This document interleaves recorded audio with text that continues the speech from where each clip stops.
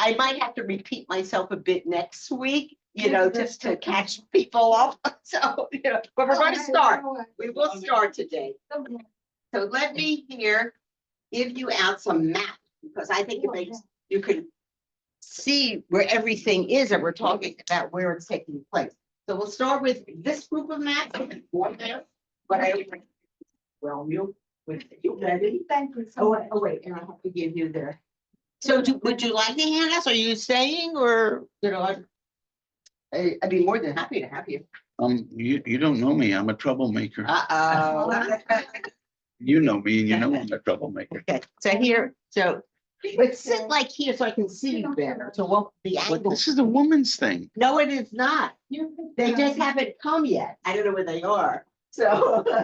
I've checked with my wife if time-wise, because I know we have to do something. Oh, That doesn't okay. need wives make all these decisions. Very important.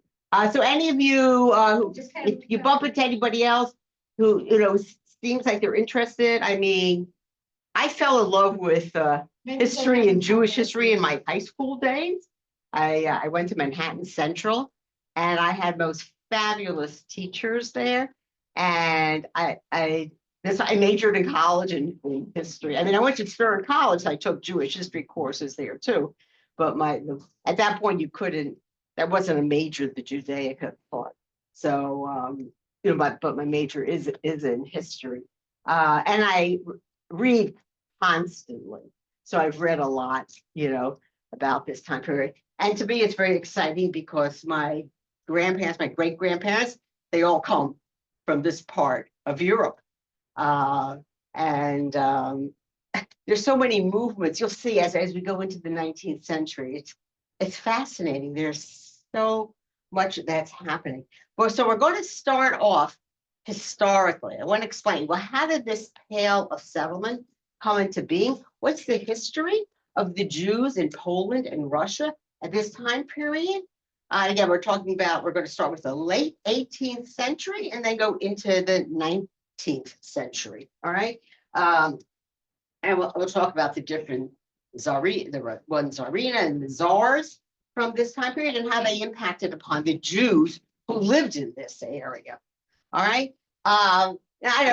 Those of you who were here last year, we did talk about the Jews of Poland at one point.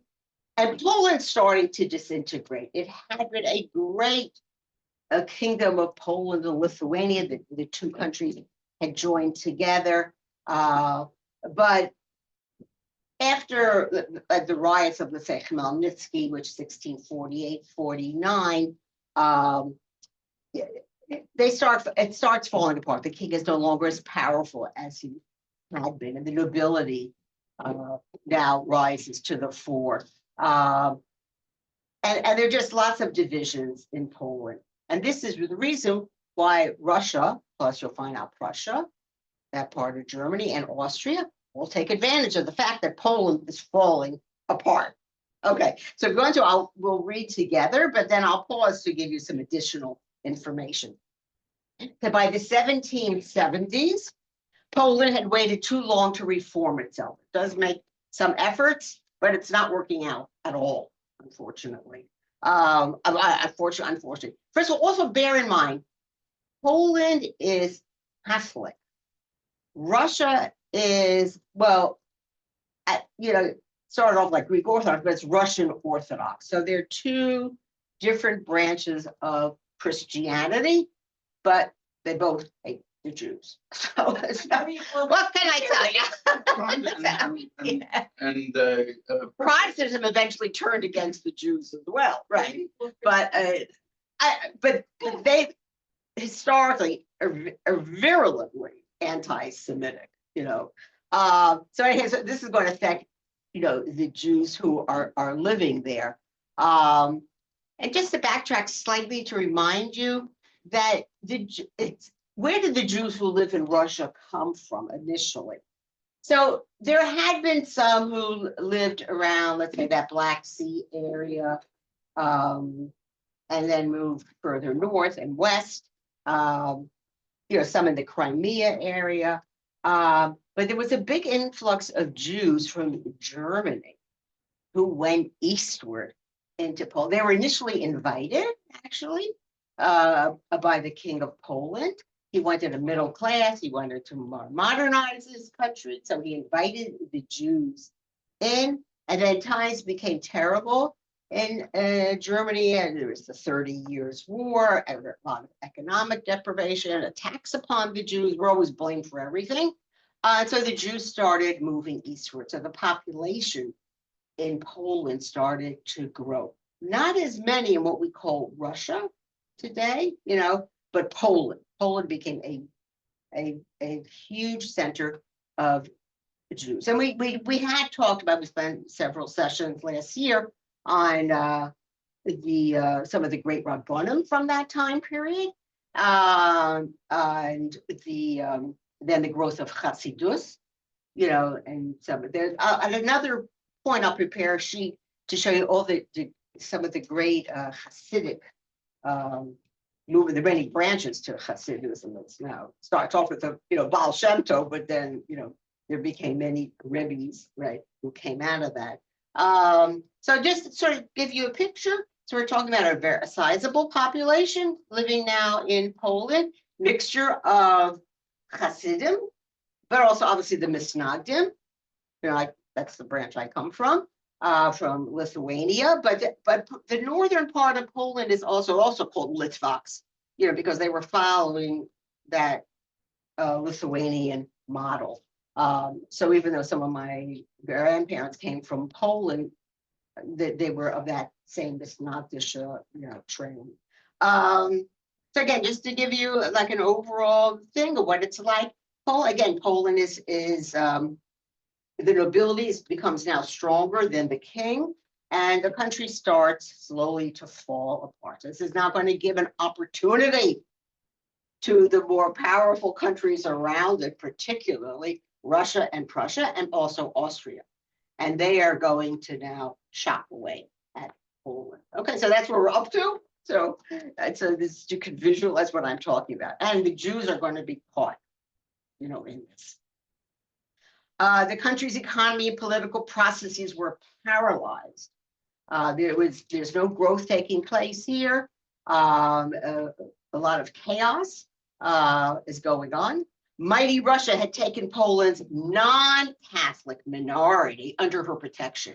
That's always, when you think back, and you remember when you learned about World War I. I mean, how did all these different countries get involved? It was something in Bosnia and Herzegovina, and then all of a sudden, all these other countries, each one was declaring war against the other.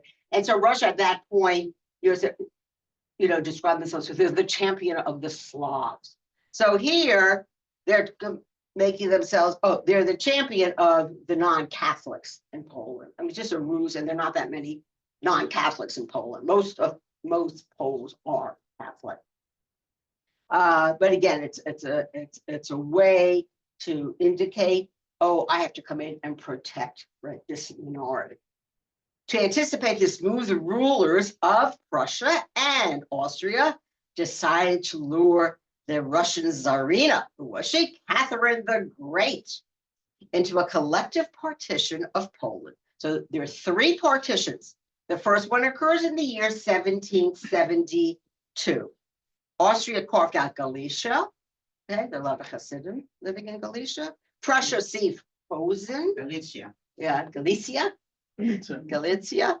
All right. And Russia occupied the Polish province of White Russia. This is Belarus, I think. No. Yeah. Okay. All right. I always get confused with Belarus and Ukraine and whatever. So slightly starting to eat away at Poland. They're weak. There's no centralized government. They can't fight against these other forces. And so they're going to start losing chunks of their country to these other countries that live around them. Just want to tell you a little bit about Catherine the Great. She, let me see, I wanted to, what I had here for years. She actually was a German princess. These were always arranged marriages, through alliances. And here we are. First of all, just to give you a little background history. So, because I'm sure you've heard of these names, maybe as you studied history or did readings. So first we'll talk about Ivan the Terrible. It's called that. He's very strong czar, and he lived from 1547 to 1584. Okay. The next famous one is Peter. The first was Peter the Great, right? Who starts transforming Russia and attempting to bring it more into the modern age. His years are 1682 to 1725. So we're coming more into the modern era. There was prior to Catherine, there was Peter III. Whatever, he's deposed, he's murdered. But Catherine the Great, again, she's brought in, she's a German princess. I once read a biography of her, and it's quite interesting. This is the beginning of the Romanov dynasty in Russia, which will continue all the way into, to Nicholas II, who was the last czar in the beginning of the 20th century. And she I think she was like 15 or 16 years old when she's married, to this czar. He was an ineffective soul. He was not ruling well at all. So she gradually, and obviously she proved herself, she had the ability, grew more and more powerful, within the government. It started making, some great changes. That's why she's called Catherine the Great. Okay. And again, her dates are 1762 to 1796. Now her husband, as I told you, was a weakling. All right. And, I don't mean just physically, I think mentally. And so that's why I'm saying she be able to grow in power and prestige. And we're not even sure that the next king was her son, quotation marks, Paul, was even legitimate. She didn't seem to have a very close relationship with this husband of hers, and she had many lovers as well. So whatever. So just right now we'll just concentrate. This is the reign of Catherine the Great and what's going to be happening. Now look, she lives up until 1796. We're talking about 1772, this first partition of Poland. So they're gradually going to get more and more Jews, right, under the rule of Russia as a result. And obviously, some more will be with Prussia, and some will go to Austria. But if you say Russia is going to be the one who's going to benefit the most from these partitions. And I can understand why the Poles hate the Russians. Also, the Poles hate the Germans. So, all right. Okay, and I mentioned the areas. Okay, now second paragraph. It was now merely a time before Russia returned to finish the job. Okay, this was very nice. We got a nice bit of territory. Let's go and get some more land. Right. Yes. Well, Putin, he harks back to these days of the czars. He's trying to revive that time period. This spurred Poland's political leaders into a desperate race with the calendar.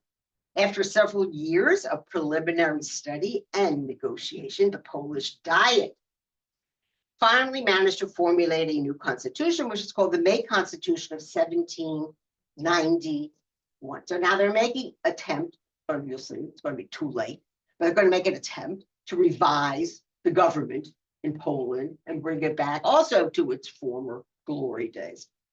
And now this constitution was not, a democratic document. The country's still divided into states, and nobility still have the bulk of the power, and voting is determined by property qualifications. I mean, this was standard in Europe, for the longest time. The ministerial responsibility was established. The right of single dissent veto was abolished. The former Diet, which is like their Congress, if one person objected, and wanted to veto a measure, that was it. So they get rid of this policy, which is totally, ineffective. And there are other administrative reforms that they instituted. But what happens in 1792? We're now going to have the second partition of Poland. Prussian and Russian troops moved swiftly in 1792 to again occupy Poland and to parcel it out once more. Prussia annexed Great Poland, right? See, if you want, you can be looking at some of the, there are a few maps I gave you. Which one did, It's the second one.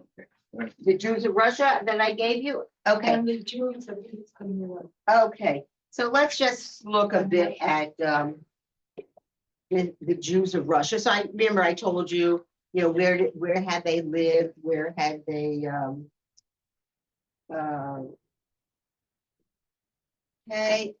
but Russia is now going to move westward, taking over a big chunk of Poland where there's already a very, very sizable Jewish community. Hundreds of thousands of Jews are living in Poland,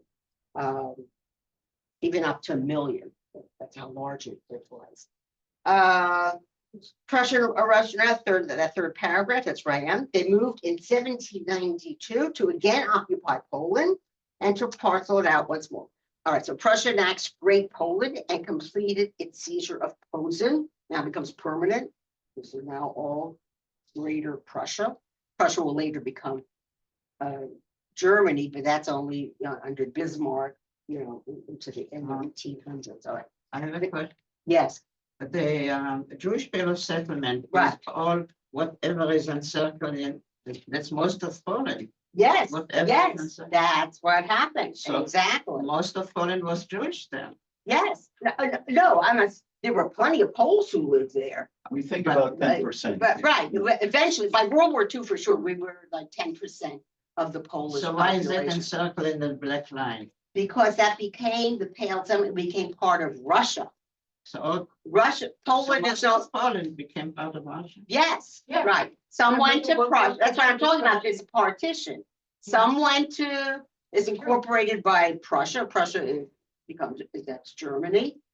Because part of Austria, and that's the Austro-Hungarian Empire. But the bulk of it, you'll see, goes to Russia, all right. Okay, but Russia now annexes the important territories of Lithuania and Ukraine. Now it already has White Russia, right, Belarus. Now it's also going to be ruling over Lithuania and Ukraine. And again, there are large Jewish population areas. There was little left for Poland to now defend. The great Polish warrior, Tadeusz Kościuszko, does the name sound familiar? Because he fought on behalf of the American forces, right, in the Revolutionary War. What? Yeah, the bridge in Brooklyn. Is there a bridge Oh, there? yeah. Also, I remember when I was in Sturt and I lived in the dorm, that there was, don't remember the date, but like the Poles have a big parade, a Kościuszko, and it's in honor of this Kościuszko. I bet you how many of them even know who he was, but whatever, But I remember when there are a lot of ethnic parades in New York City, right? So this is one of them. So he led a brief, desperate attempt to win back the lost provinces, but his army was quickly crushed. The third and final partition occurs in the year 1795. Russia swallowed up the rest of Lithuania and Ukraine, and Prussia seized Warsaw and its environs. Very interesting. Isn't that interesting? That so for a time, Warsaw is actually going to become part of Prussia / Germany. Eventually, it's not. You'll see what's going to happen. Okay. So what changes everything? So there's the French Revolution, and then the rise of Napoleon Bonaparte, and then Napoleon has this idea that he's going to bring emancipation to. I mean, he still wants to be the emperor, but he's going to bring emancipation to the rest of Europe, and then and he conquers vast territories. He breaks down the ghetto walls, like in Italy. He invades Austria. He's highly successful at the beginning, of his campaign. Let me just see The Napoleonic Wars, they started in 1803 and they go till 1815. So do you have a thing there with the Napoleonic Wars? You, I have another sheet here for Napoleon and the Jews. Do you have that one, or I have to give that one out for you? Hold on. So I'm going to give you another sheet. I don't think we have it. It goes this way. The ones you have now go up and down. This is going to go sideways. So there are three. Each of these there are three mounts.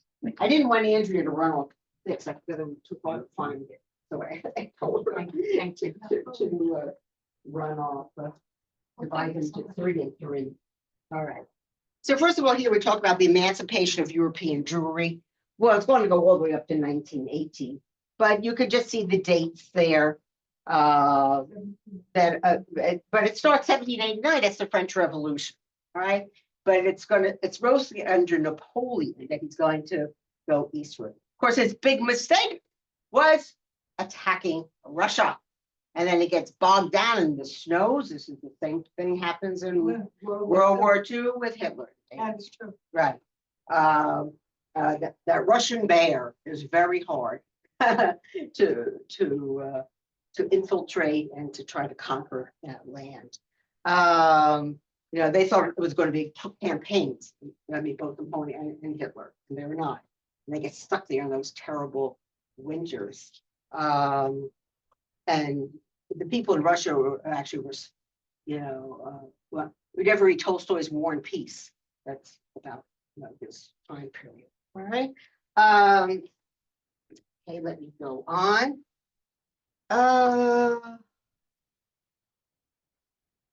Okay, so I finished that first page, correct? Okay, so now we talk about the 3 partition of Poland. Now let's just think a little bit about what I was talking about earlier.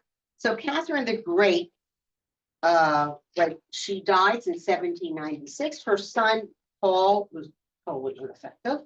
And he also seemed to be mentally something not right with him. He becomes the next czar, but he rules for a short period of time, from 1796 to 1801. He's actually then assassinated. And so his son, all right, so it's Catherine's grandson, will become the next czar, and that's Alexander the First. And he rules from 1801 to 1825. And this time period is going to start really affecting the Jews, who are now part of this Poland that's almost totally disintegrated, and the major portion which is now under Russian rule. So first of all, just backtrack a little, okay? Austria and Prussia were soon to be just enchanted of their effortless spoliation. Oh, very fancy sentence. Napoleon Bonaparte was now on the move, and he seized their Polish acquisitions from them. Okay, so he's now overrunning Poland, right? And he's going into Russia, right? He converted the territories into a duchy of Warsaw. That's what he calls it now. But near the end of the Napoleonic Wars, Russian troops moved into the duchy of Warsaw. This is how Warsaw is going to become part of, Russia. Okay, and they stayed there. They pushed back against Napoleon. It was a very hard and difficult campaign, but they were victorious, and they pushed those French troops right out, and that becomes the end of Napoleon's rule over Europe. At the Congress of Vienna, this was to decide what to do in Europe. After Napoleon's overthrow, and what should be done with those territories that get overrun. And that was a Congress of Vienna. They were hearing their Count Metternich, who was one who was in charge. And that's from 1814 to 1850. All right. So now this is new czar, right? Catherine, has died. Her son Paul has been assassinated, and now the grandson, right, Alexander the First. Okay, so now czar. He was persuaded to return small portions of Posen and Galicia to Prussia and Austria. Okay, so like a little sop to them. You were involved with those original partitions of Poland. Fine, you can keep some territory, but the bulk of Poland is going to go to Russia now. And that even in that Duchy of Warsaw, it's transformed into a satellite kingdom of Poland. Ugh, I just gave it that name temporarily, and it was annexed to Russia. The greater part of the original Polish kingdom was destined now to remain in the grip of the Russian Bear until the year 1918. That's World War I, when, well, first of all, Tsar Nicholas II, he stops the World War II, and then that was the Russian Revolution, and the Bolsheviks come to power. Anyways, and so too was the inherited reservoir of Polish Jewry. So most Poles now become part of Russia. I always wondered, I went to do genealogical research, for my grandparents and great grandparents, and I knew they came from Poland, Lithuania. But they're all listed. If you ever do a search and to find when your immigrant grandparents might have come to me, it all says they're from Russia. So now you can understand though why it says My that. parents are from Poland, but now I'm thinking for my family would be able to tell me where in Poland. Well, if you go, actually, this is a free service if you want at the public library. You can go, and they only offer this service, you can only sign up for like half-hour slots, so it'll be piecemeal tracing, but they have access to, let's say, ancestry.com. They have access to the Mormons, their research, and then they have access to U.S. governmental records, census records. So, I found out the boats. It's a fast. Have any of you ever gone to Ellis Island? Oh, I loved. I could visualize my grandparents standing there in that great room. They closed it in 1954. And as a place to, but I As a had, place to visit. but I have other grandparents who came earlier before Ellis Island was built. So they came through what's called Castle Garden. Castle Garden is where you go to buy the tickets to get the ferry to go to Ellis. You can visit Ellis. But you can visit the film of going through. Yeah. Oh, yeah, it's a museum. Right, but It's a museum It's nowadays. a very emotional place to go. Right. So my son traveled to, is it Bremen? I don't know. He's somewhere in Germany.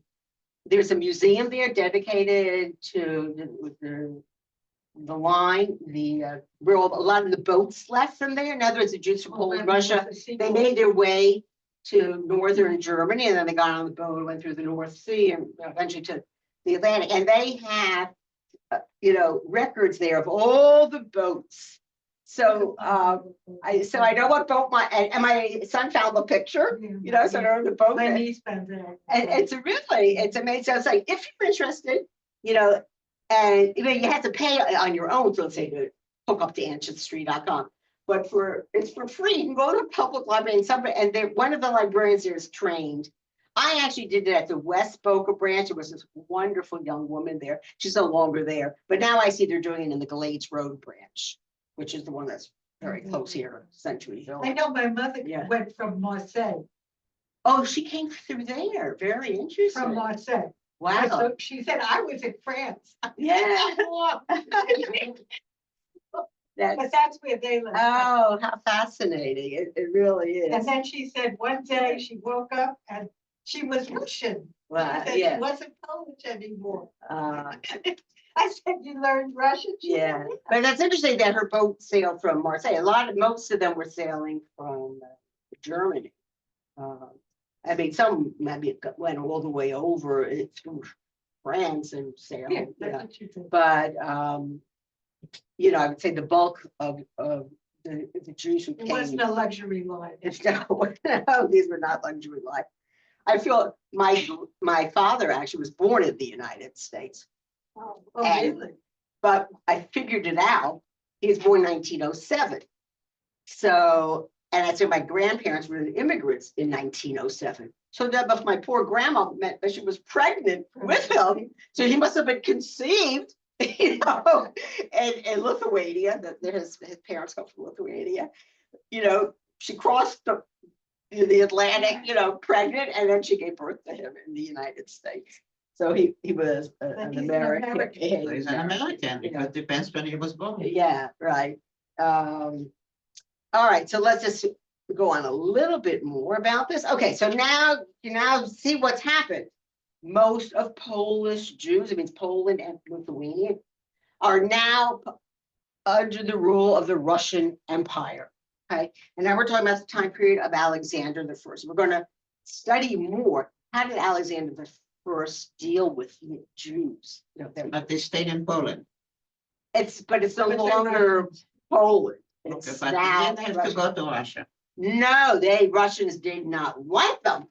You'll see. But they want to be ruling over them. Exactly. They liked owning all that extra land So and what do you mean they don't especially want them? but they didn't want them to be residents. So of why did Russia they have the itself. Pale of Settlement? So we're coming to Oh, that. Okay. because that's where they. So I'm up to that. I'm on the second page and on the second paragraph. Jews have been treated badly during the last half century of Polish independence. So we're talking about, the late 1700s. The paralysis of the Polish government destroyed Jewish security. Jews were driven out of the countryside, out of the mercantile guilds, and into a life of peddling and hawking. You can understand even those who first came to America, like my grandfather on my other side, that's what he's, the pictures of the kids with these huge bundles of Lower East Side. That was my Zeta. Yeah. So they were systematically reduced to the status of prize. Like nobody wanted them. They were this low people, they're different than us. Just at that time that Western Jews are beginning to emerge from this kind of degraded existence. So we're talking about already this period of enlightenment, let's say in Germany and in France. That the idea of emancipation, of giving Jews the rights to be part and parcel of the countries in which they dwell. I mean, there were big discussions in all those Western countries whether to accept the Jews. But gradually, it took place over a long time period. But by the time period we're talking about now, to the beginning of that 19th century, equal rights have been granted to the Jews of France. Right? Not to say that they liked them, but they did grant them, right? They were better off. Right, and in Than Germany, France. right. And because of the Enlightenment, their Jews are becoming much more modern. Right? They're becoming much better educated. They're able to advance economically, right? But not Poland, Russia. It's very backward there.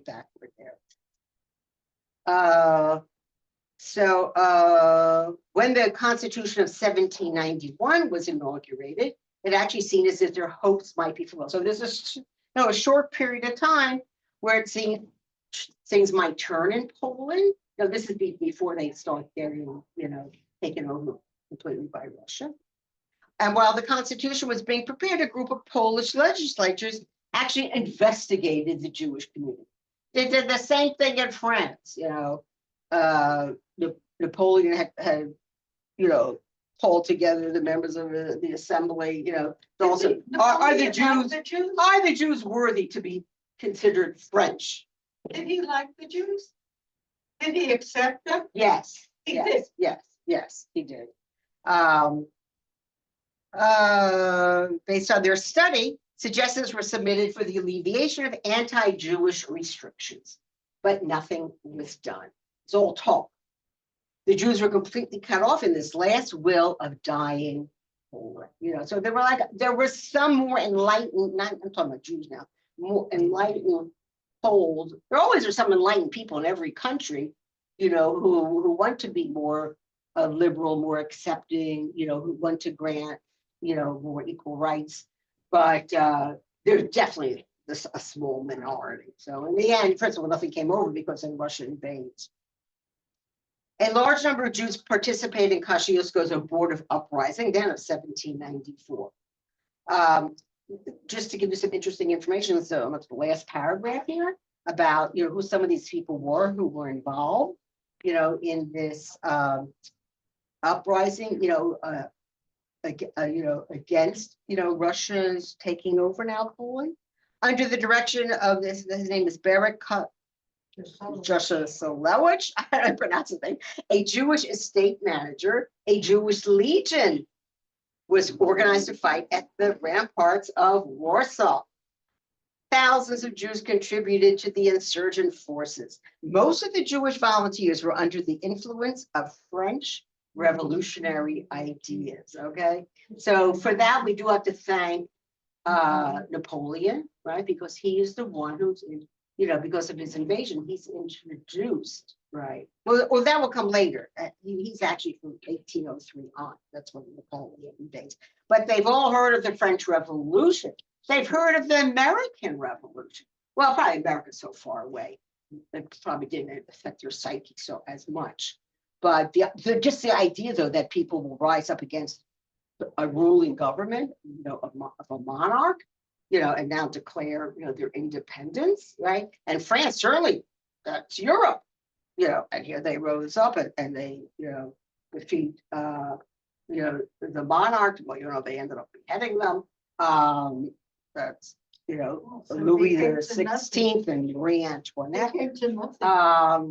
They were cut down. Right.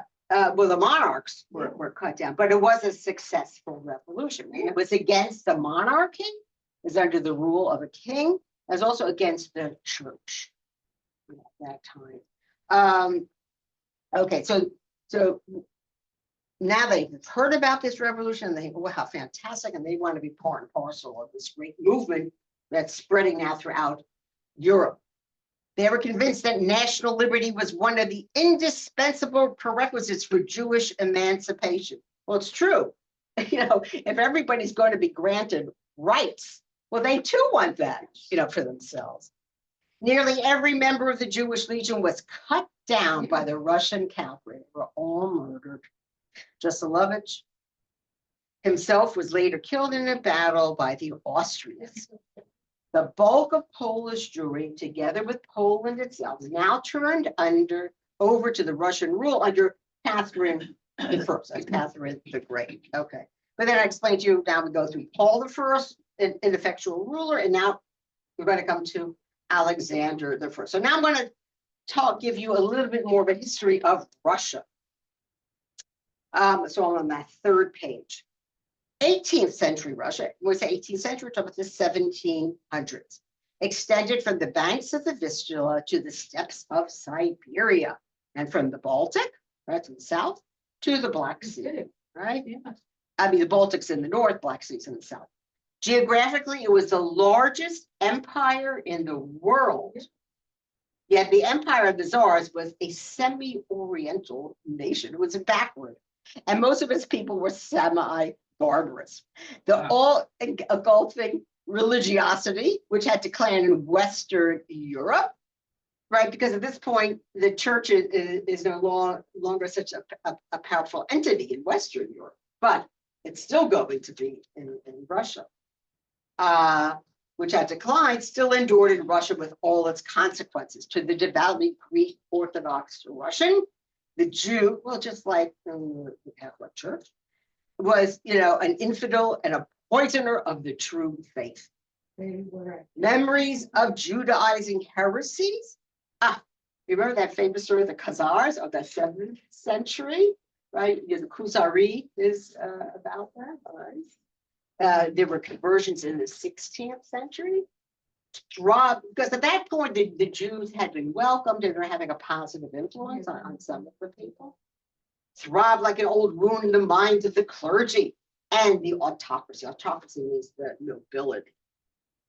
After the reign of Ivan the Terrible, right, that's 1547, it's at 1584, Jews had not been permitted to live in Russia. They don't want us there, all right? Because we are not Russian Orthodox. We're not members of the church. During the 18th century, the Imperial Russian court in St. Petersburg, all right, so St. Petersburg is built by Peter the Great, that's from the 1500s. That's when that city came into being. It's apparently a city, I've never been there. So it's really beautiful. Very beautiful. Yeah, and their canals, right? throughout, and you know, and they're gorgeous, you know, palaces there, which you can tour and famous museums. The Imperial Russian Court denied the petitions of all Polish Jewish merchants who sought the right to temporary domicile in Russia. They didn't want to necessarily live there permanently. I mean, this happens, you know, throughout Germany, even, you know, you could think this, except that this is happening at a later period in Russia, where, you know, Jews would have to get permission that they could live at a particular city, set up business. So the only ones who are welcome initially are the wealthy Jews. You know, but as soon as they tax them out, you know, and impoverish them, that's right. So then they expel them. So then they went to another place. Okay, but in Russia itself, Russia proper, there are no Jews. I mean, maybe some slunk in, you know, but you know, officially there are no Jews in Russia. Even Peter the Great, remember we talked about him when he built St. Petersburg.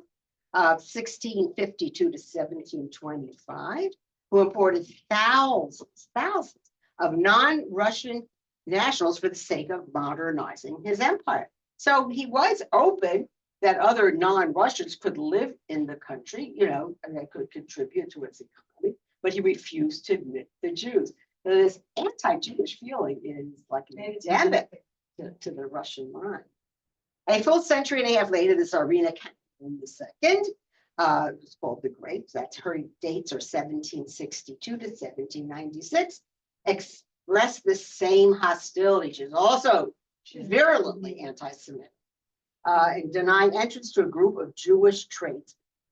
Yet in the same year, in 1762, Catherine permitted all foreigners to travel and settle in Russia, except for the Jews. And only a decade later, in the year 1772, the country, which had feared a few thousand Jews and opposed any contact with them, suddenly inherited hundreds of thousands of them as a legacy of the first Polish partition. What a twist of fate. Well, not so good for us, right? Before this century ended, Russia found itself with nearly 1 million Polish Jews on its hands. You know, and this is going to grow to millions and millions, you know, of people. But so as I say, they're, you know, I remember learning this. I mean, there were some Jews who eventually, although maybe it's at a later time period, you know, who do get permission, like to settle in Moscow or in St. Petersburg. But again, you know, but this time period, no, they don't want any Jews, you know, to live there. And they want to contain them. So that's. And that's the Pale of Seven. Okay. Now we'll talk just a little bit more about Catherine the Great. She was a German, mentioned this too. She was a German princess by birth and continual contact with enlightened courts of Prussia and Austria. They're definitely more advanced, you know, culturally, intellectually than the Russians or the backward people, and was willing to pay lip service to the ideal of modernization. All right, that's why she's called Catherine the Great, because she does introduce a lot of modern ideas and forward thinking, you know, into Russia. Nothing to do with the Jews, but for the beneficial to the Russians themselves. She made vague promises of administrative reform. She actually found this so interesting. She published a charter of religious toleration for her Muslim subjects. Isn't that interesting? However, Catherine, of course, now, you know how Putin invaded, was that Chechnya? There's a lot of these places where there are Muslims. They didn't care, I think, anything of totally demolishing those cities, and then they rebuilt them after. However, Catherine's promises were merely empty verbalization, far from reforming the government on the lines of Western absolutism. So it still could have been like a monarch, it would still be a monarchy, but a more enlightened monarchy.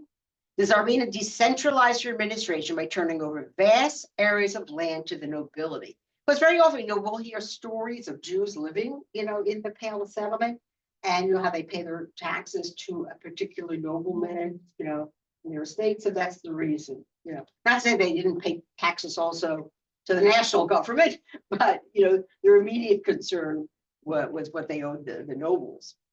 And they didn't demand state service in return. Russian government remained disjointed and inefficient, and legal procedures continued to be arbitrary and capricious. It was this chaos of cross purposes which accounted for Catherine's ambivalent attitude towards the Jews. Yes, she's powerful, but she is allowing to exist, you know, this very strong cadre of noblemen, right, who are going to be ruling over these vast estates, right? I mean, they have to show allegiance of some measure to the government in St. Petersburg, but otherwise they're very independent, can do whatever the heck they want.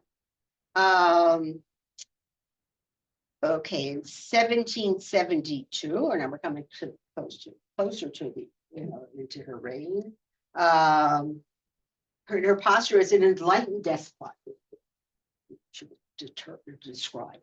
Tsarina promised her new Jewish subjects all the liberties that they had enjoyed in Poland. What liberties had they enjoyed in Poland? This is this empty promise. Is that when all the program? No, that's gonna come up. We're not in that period, yes. That's where the 1880s pogroms will start. I don't know why they call that attack on those Jews in Amsterdam a pogrom. Well, Whatever. there were so many of them, I think, Yeah, because they just couldn't handle it. right, but I don't, Well, it's a good name. but exactly. Within the next 2 decades, however, so up until the 1790s, as additional hundreds of thousands of Jews were added to Russia after both the second and third Polish partitions, Catherine decided to reconsider that promise. So whatever, I don't know whatever rights she had, which I don't think was very many, you know, that's it. She wants to take everything away. At this time, too, the French Revolution began setting dangerous examples of political and religious liberalism. Woo, those Frenchies, right? With their ideas. In 1794, Catherine issued a ukase, I don't know, it's like a decree, an edict, that confined the Jews to a pale of settlement. All right. So it starts in 1794, 1795. Okay. An area defined by the boundaries of the former Polish kingdom. No Jew henceforth dared venture beyond this tightly quarantined territory. So our great grandparents, that's it, they're stuck there.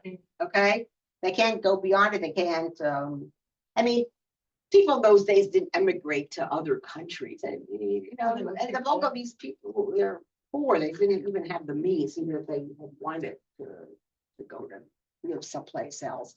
But they're also not welcomed into Russia proper itself. They're in this pale of settlement. I wonder who gave it the name. I haven't figured it out. Look it up. Do some more research. Why is it called the pale? If I could guess. So, yes, but it was a huge one, right? Yeah. And Poles there didn't want like the Jews, you know, and the Russians were ruling over them. They don't like the Jews. I don't know what it was like for our. I guess you just think people exist, you know, day to day, right? That's it. Well, you look further on the road. Right. Good example. It's right, but that's talking about a later time period when the Jews did start to emigrate, you know, because at the end of Fiddler on the Roof. They had to. They were But for, you know, for this time period, so I'd say for the next 80, 90 years, you know, although I have to tell you, I have on one of my grandmother's sides, not the ones who come from Lithuania, but the other one, the one whose grandfather I told you became in 1895. So this other grandma, her parents came to America. They were Polish Jews. I found this so interesting. They came, I think my great grandmother came first in the year 1870. All right, so it was after the Civil War. And then my great grandfather came in 1871. They came over as single people. You know, they must have been like older teenagers. And then they got married. Are they German?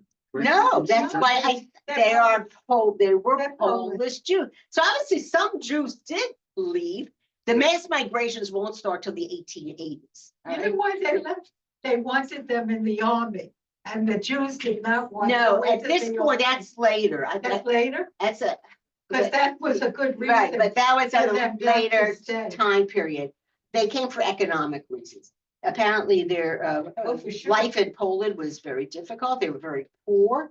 So obviously some people did leave, but you had to be pretty brave to do that. And I told you they came, I don't think they came with parents. I think they came over as single people. They got married here in the United States. So my one grandma was an American. So when I tell this to people, I said, boy, you were a real Yankee. You know, because I'm so many generations. You know what, beyond. somebody from the family would come, work very Later, hard, you and could send money. So Right, the others right, could come. Right, but you're mixing it up a lot with what's going to happen between the 1880s and the 1920s. That's why they. So it's, some of it, you know, They had did an start here, there's no question, you know, about that. But, so I found out, so my great grandmother, this one who married this other Pole, who came over also. And she ended up having, well, I knew there were 11 children. But when I did the genealogical research, she'd given birth to 13 children, but 2 of them died. Well, one as a baby and maybe one as a toddler. But 11 survived, Wow. which is amazing. And one of them was my grandma, but because she had so many children, God bless her, she died relatively young. So my grandmother, who was only like 14, 16 years old, she had to raise she was the oldest daughter. There she was the older brothers, but she raised. So actually my youngest, So you have a lot of family. yeah, so my, great uncle, he was just like a 2-year-old. So my grandma became almost like his mother, you know, because she helped to raise him. Right. So a lot of the Jews are leaving, but they're leaving for, not a lot, they're leaving for economic reasons. They want to better themselves. Life is very hard in Poland and harsh, and they have no civil rights. So America beckons. And again, this is after the Civil War, but things are at peace now in America, and you know, they made that journey. But they had been pretty brave to have done so. I don't know, unfortunately. I don't have, I mean, I guess one could possibly. There might be records in Poland, but you know, I don't know. Where, about that. what cities, what towns? I'm what trying to get- Städte are you trying, because you cannot imagine the quantity of records on the net. There's something called JRI. What's that? JRI Poland. There is a guy named whatever from Montreal who's gotten records, there are millions. There's something Oh. around the 6 million records. Oh, Um, but again, these are not the Holocaust survivors. These are people who came over way before. No, I'm talking. Yeah, of- they are. Yeah, we're talking about the beginning of records in different parts of Poland. The Poland is an idea in the 19th century. It doesn't exist. Exactly, right. That's why I told you, you'll see on all the immigration records, Russian or the votes, Poland, the manifest, they're all listed as coming from Russia. You know, they, you know, because I was surprised when I first started doing the research, and I said, oh, Yeah. they weren't Russians, they were Poles, but. Well, Russia took. But the Russia was ruling over them. So, you know, when they came to America, they went through immigration, that's how they're listed. And sometimes the town will be listed from where they came, not necessarily. I know the grandfather who, well, I told you, on one side, they were from Lithuania. My Dad Zeta came from a little town called Dusat, near, Yeah. outside of Kovno. But my grandmother came from Vilna. The other parents, I told you that date thing was like 1785. 18. 1895. I think he came from a town called Suval. Right. And I honestly don't know where those other great grandparents came from, because that grandmother was born in the United States. They all settled their Lower East Side. Have you looked at census records and in citizenship records? because as of 1906, it's a federal process. Before it was a state process. Right. Citizenship. A lot of the records I found were from the state of New York, right, that's right. Well, no, my point is, after 1906, it doesn't matter when you arrive, it's when the male in the family took out citizenship. I was born in, and it's all there. And you have total access to these things today. The net is unbelievable. Well, as I said, I did do the research. If you want to start off initially, in that public library, the people, they will guide you. I mean, I found it just, Can I just say one thing? yeah, sure. There's something called Jewish gin. Yes, right. I And think that you have to pay every- for. Oh. Okay.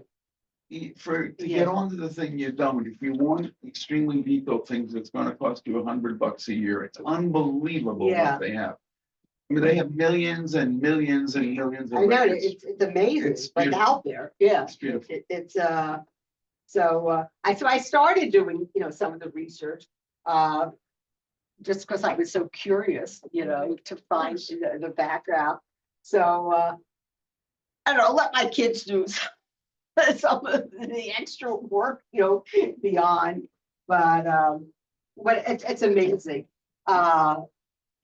To learn about, our grandparents, our great grandparents, and how they came. They were very brave. Yes, they To were. us, the Yeah, ocean. yes. I mean, my Zeta came, the one who came from Suval. He came as a single boy. That's the story you're talking about. His father came first. Yeah. He sort of settled down, and then he sent for my grandfather, my Zeta. And then eventually his little sister came, but she came with the family. The mother had passed away. So that's why he came. He came, I think he was 13 years old. Can you imagine crossing? If you look at the manifest, you will Yeah. sometimes see when you got children that age, Right. their name is listed, but look around. If you have any other people from that same town, Right. there were guardians. This was a very organized, no one common. came here alone at the age of 13. Okay, so I guess that's what happened. It's unbelievable. Yeah. And believe me, when you say, if you are interested where you say your great grandparents are from, Right. it's ancestry is nice, But it only goes to a certain point. yeah, Yeah. and it's concentrates mostly on non-Jews. The Yeah. one who has the best Jewish records besides It's Jewish Jewish Gin is Gin. called My Heritage. Oh, okay. And Writing it down. myheritage.com, in one word, the guy, it's amazing what is going on in the world for Jewish records. Yeah. I hope you don't mind. This is also This something, your- this is also something you have to pay for? My heritage is also, but the question is, my heritage, okay, the guy you found, listen to the type of people we have in the world, they're just awesome. He's an Israeli, it's right next to the airport is where the company is. He made about $150 million in Wow. Silicon Valley, came back to Israel. What is he gonna do with his life? And he decided to create this What, the Jewish? unbelievable company. It's called My Heritage. And what he is funding for Jewish records, for anybody. It's in great. DNA That one's My Heritage? myheritage.com. Okay. It's the absolute best for Jews. It's huge international. It's got, I think, only 21 billion records. That's all at the moment. But what's this Every- Jewish Gen?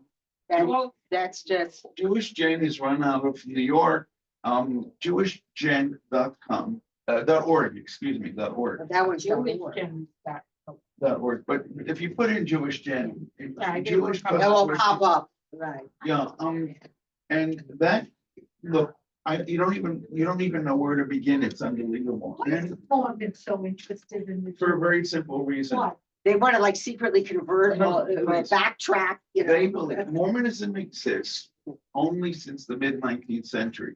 It is almost as Christian as we are. That's what I mean. It is just a name. It's Latter-day Saints. Yes, right. Now, okay, here's the reason. Anybody who is not a Mormon